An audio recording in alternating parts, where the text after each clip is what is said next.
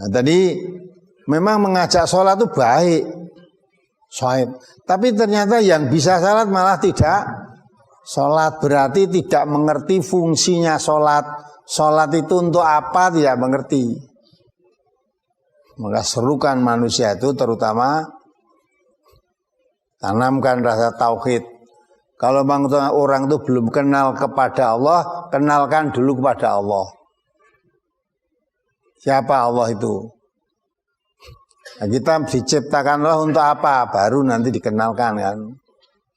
Kita diperintah oleh Allah itu diciptakan oleh Allah untuk ibadah.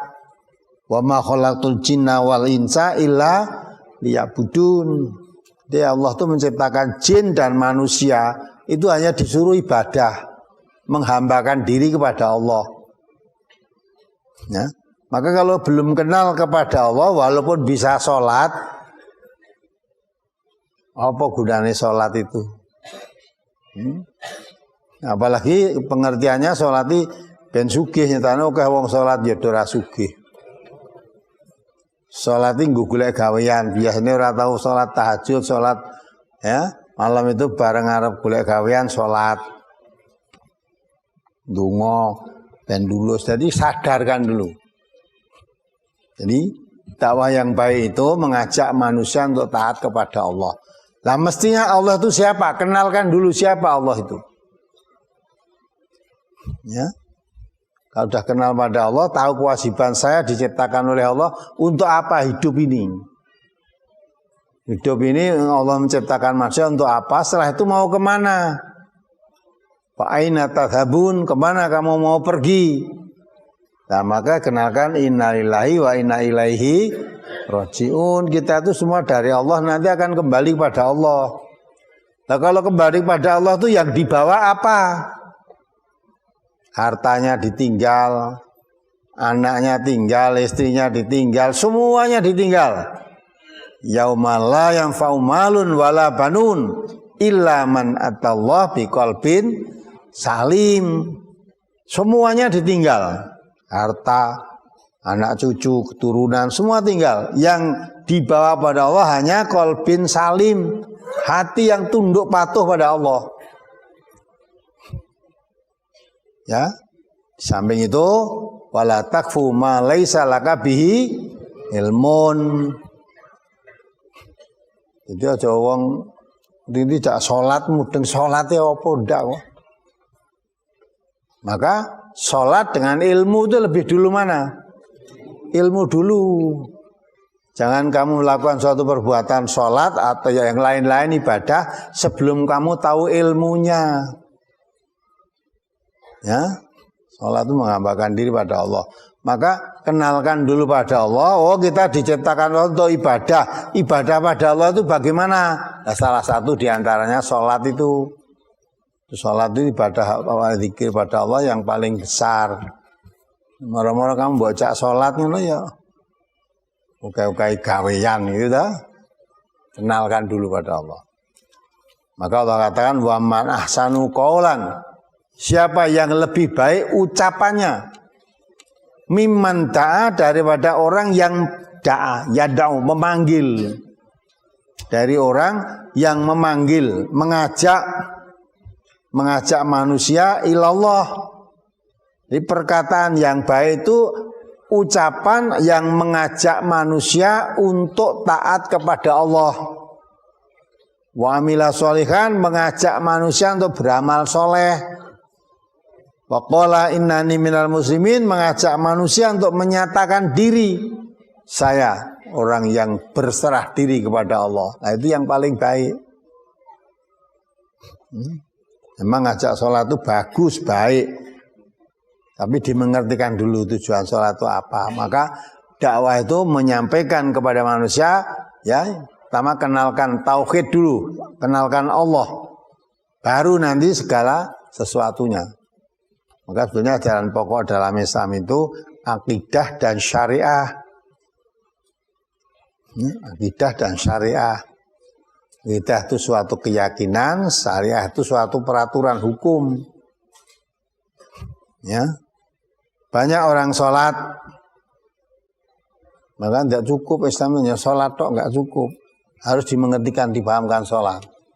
Banyak orang sholat, ya, tapi masih lebih percaya yang menyelamatkan dirinya, yang mendatangkan rezeki pada dirinya, yang menjadikan dirinya sehat, keluarga sehat, malah lebih percaya kepada jimat daripada pada Allah.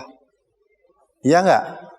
Jimat sampai 3 lemari itu orang sholat atau bukan? Sholat. Nyata setelah ke sini, ini jimat, ya, Kiai Brojol, ya, manfaatnya katanya kalau ada orang hamil dengan ini nanti segera melahirkan. Ada lagi ini tolak angin, ya, kalau nanti inilah dengan jimat ini bisa. Lah. Ada lagi ini mendatangkan rezeki, melariskan dagangan. Loh, sholatnya kan tidak ada artinya itu. Kamu sholat hanya kepadamu ya Allah saya menghambakan diri, hanya kepadamu saya mohon pertolongan. Lah kok jaluk selamat, ya, pada dukun, pada keris, pada macam-macam. Yang di lemari itu wis kamu ngarani jimat apa saja ada. Bos yang kulino perjimatan wis coba ngaranono. Apa aja kamu ngarani ada. Nah, itulah. Maka dakwah yang paling baik itu menurut Allah dalam surat Fussilat ayat 33 ini. Ya. Tapi kamu datang ke rumah-rumah ngajak orang sholat ya boleh, bagus. Tapi jangan yang masjid ya sholat. Kalau jak sholat diingertikan dulu gunanya sholat itu apa, sholat itu apa. Nah, jadi kalau dia sholat betul, memang kuncinya surga itu sholat. Maka dengan ilmu kan, kalau dengan ilmu kan tidak mungkin. Artinya orang tidak sholat, sepandai apapun kamu tidak sholat, tidak mungkin masuk surga. Karena kuncinya surga itu sholat. Tapi orang yang sholat jangan mengharap pasti saya masuk surga. Lihat sholatmu betul apa tidak. Sholatmu betul apa tidak. Ya, bahwa kalau sholatnya tidak betul, nggak mungkin juga masuk surga. Kamu masuk pintu aja buka kunci, naik kunci ini cocok orang itu dibuka kok, ya, nggak bisa. Nah, sholat yang baik itu bagaimana? Di samping gerakan prakteknya sesuai dengan yang contohkan Rasulullah, karena Rasulullah menjelaskan shollu kama ro'aitumuni usolli, salatlah kamu seperti kalau kamu melihat aku sholat. Jadi sholatnya itu niru seperti yang dikerjakan Nabi. Di samping itu, sholat itu difungsikan dalam kehidupan. Ya, dalam kehidupan. Ya. Nah, orang yang sholatnya betul, bersih dari kemusyrikan, bersih dari sifat sombong, bersih dari bakhil, bersih dari fahsya dan mungkar, itu orang sholat. Maka pantas, tepat. Kalau Rasulullah mengatakan, manusia besok bangkit dari kubur, pertama kali ya ditanyakan sholatnya. Kalau tidak sholat malah gak ditanya. Yang ditanya sholatnya. Fa in soluhat sairu amalihi, wa in fasadat fasada sairu amalihi. Kalau sholatnya baik, baik semua amalnya. Berarti sholat itu dua dalam kehidupan. Nah, sholat itu gane judi, sholat gane mabuk, sholat gane ngapusi, sholat gane khianat, sholat gane korupsi, sholatnya ora kanggo itu. Jadi tidak bisa mencegah dari fahsya dan mungkar, karena Allah mengatakan inna sholatak tanha anil fahsya wal mungkar. Sholat itu mencegah manusia dari perbuatan jelek, ya, fahsya, daripada perbuatan keji dan mungkar. Ya, kalau orang sholat kok perbuatan keji biasa, perbuatan mungkar ajak, kuwi padha karo ora sholat. Maka pendidikan sholat itu memang kunci. Maka sholat itu diperhatikan betul. Nggak boleh asal-asalan. Allah juga mengatakan innal insana khuliqa halu'an idza massahu syarru jazu'an wa idza massahul khairu manu'an ilal musallin. Dari orang musalla tidak tutup ilal musallin itu tidak ilal musallin alladzina hum an salatihim daimun, bukan an salatihim sahun ya. Coba dibaca itu ayatnya. Innal insana khuliqa halu'an idza masyahu syarru jazu'an wa idzal masau khairu manu'an illal musallin alladzina hum an salatihim daimun. Surat Al-Ma'arij nomor 110 ayat 19 sampai 23. Innal insana khuliqa halu'a idza massahu syarru jazu'a wa idza massahul khairu manu'a illal musallin alladzina hum ala salatihim daimun. Nah, ini perhatikan itu. Sesungguhnya manusia diciptakan bersifat keluh kesah lagi kikir. Nah, ini dah halu'an itu artinya manusia itu diciptakan mempunyai sifat sukanya keluh kesah dan kikir. Kikir itu tahu nggak? Kikir bukan untuk ngasah geraji, itu bukan. Kikir itu maksudnya bakhil, medit, kedekut, ya itulah maksudnya. Manusia itu mempunyai sifat kikir. Terus tafsirnya ayat itu pada ayat berikutnya. Apabila ia ditimpa kesusahan, ia berkeluh kesah. Nah, halu'an itu maksudnya idza masau syarru jazu'an.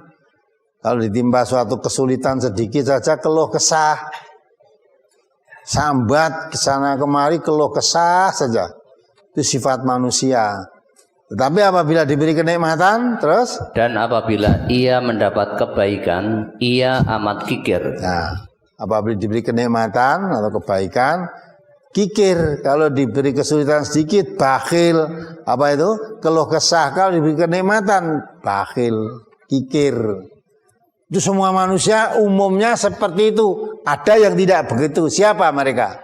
Kecuali orang-orang yang mengerjakan sholat. Nah, ya itu kecuali yang mereka mereka itu tetap mengerjakan sholatnya. Nah, ya kan?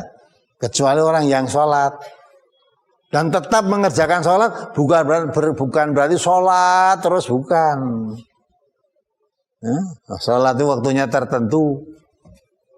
Kita mau kuta, sholat duhur jamnya jelas, waktunya jelas, sholat asar waktunya jelas, sholat subuh jelas, sholat isya, maghrib jelas, waktu-waktunya itu. Tapi ini kok daimun, sholat terus. Ya. Apa ada orang sholat terus secara nyambut gawe barang, orang mangan barang, sholat terus. Nah, maksudnya daimun ini artinya sholat tadi dibawa dalam kehidupan.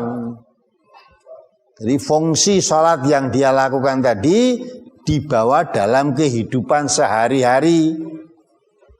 Ya.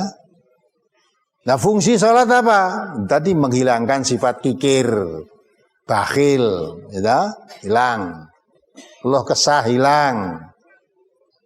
Juga tanha anil fahsya wal munkar. Orang yang sholat jauh dari perbuatan fahsya, perbuatan keji, wal munkar, dan sebuah perbuatan mungkar. Kalau orang sholat atau perbuatan keji, perbuatan mungkar menjadi kebiasaan, sholatnya tidak berfungsi. Tidak ada gunanya. Di sholat cuma formalitasnya saja.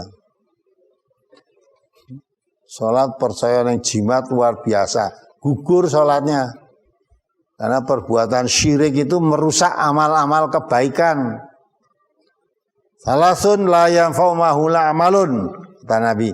3 perkara yang merusak amal kebaikan. Yang pertama asyirku billah, mensekutukan Allah, berbuat syirik kepada Allah. Jadi orang berbuat syirik pada Allah itu amal kebaikannya rusak. Dosanya tidak diampuni. Akidahnya najis. Tempatnya di neraka. Itu orang syirik. Maka berbahaya.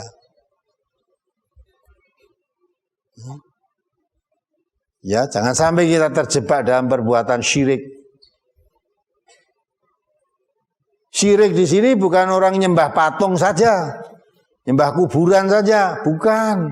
Nyembah jimat saja, bukan. Ya, yang tidak disadari kita bangga dengan kesyirikan. Yaitu apa? Ya, asabiah. Nabi mengatakan